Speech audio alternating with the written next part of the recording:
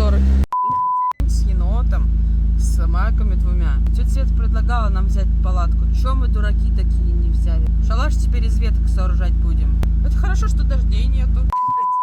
Зато будет что вспомнить. Мы не уехали даже на шоссе. Мы даже на трассу, сука, не выехали. Третий раз сюда приезжаем. Тима говорит, это мы постоянно в проблемах в Москве, говорит, обитаем, в Московской области. А тут где-то еще проблемы в Геленджике найдешь, говорит. В курортнике. Так интересно. Это намного же интереснее, чем в Москве.